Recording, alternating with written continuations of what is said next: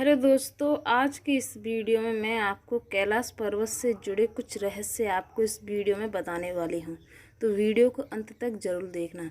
क्या दोस्तों कैलाश पर्वत पर शिव जी का निवास है?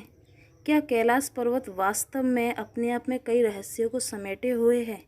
कैलाश पर्वत पर आज तक कोई क्यों नहीं चढ़ सका? आखिर कैलाश पर्वत पर ऐसा क्या है? तो दोस्तों वीडियो को अंत तक देखना, जिससे कि आपको कैलाश पर्वत से जुड़ी पूरी जानकारी पता चल सके। कैलाश पर्वत तिम्मन में स्थित एक पर्वत श्रेणी है।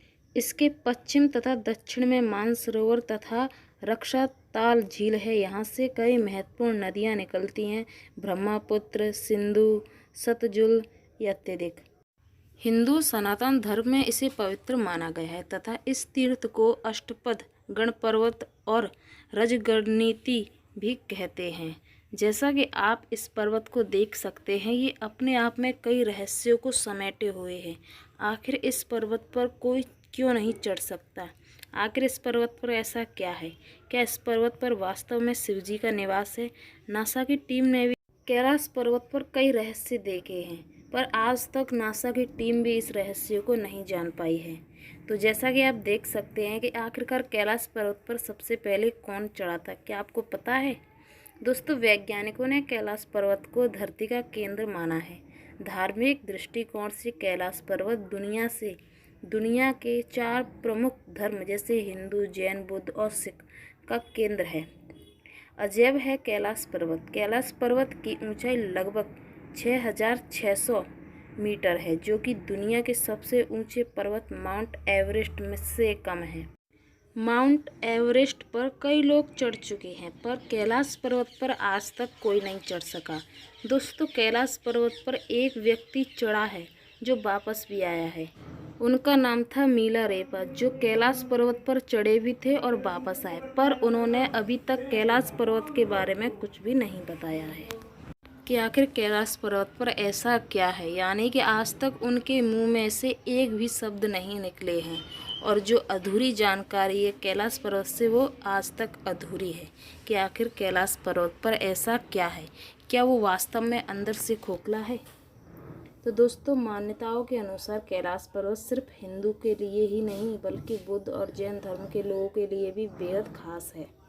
बुद्ध धर्म के अनुयायी कैलाश पर्वत को भगवान बुद्ध का निवास स्थान मानते हैं। वहीं जैन धर्म के लोग भी इसे बेहद पवित्र स्थल मानते हैं, क्योंकि यहाँ पर जो जैसे कि तपस्या होती है, इस जगह को जो बुद्ध भगवान, शिव भगवान जैसे कि इस जगह को पवित्र स्थल मानते हैं। यहाँ पर वो तपस्या भी करते हैं, और ऐसा ही बताया जाता है कि जो शिव जी हैं यहाँ पर, यानी कैलाश पर्वत पर अपने पूरे परिवार के साथ यहाँ पर स्थान है, यानी कि यहाँ पर वो निवास करते हैं।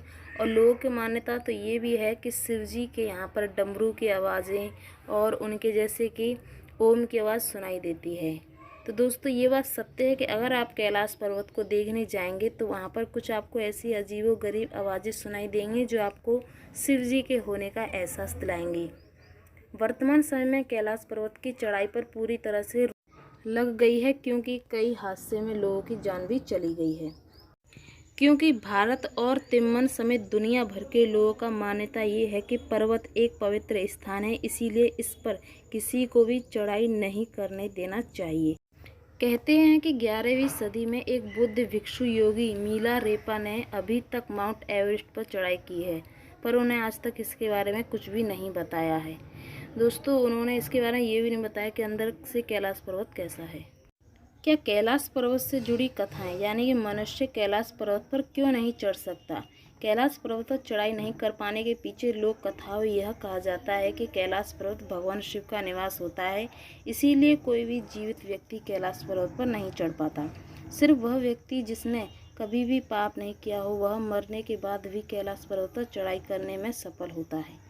यानी कि जो व्यक्ति अपने जीवन में अच्छे कर्म करता है, उसी को कैलाश पर्वत पर चढ़ने का प्राप्ति होती है, और वही कैलाश पर्वत पर यानी कि जा सकता है। तो दोस्तों सभी लोगों को अच्छे कर्म अपने जीवन में करने चाहिए।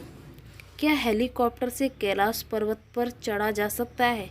कैलाश पर्वत कश्मीर से भूटान तक फैला हुआ है। यदि आप हवा का उपयोग करते हैं तो आप हवाई जहाज़ से और फिर सड़क मार्ग से काठमांडू पहुंच सकते हैं।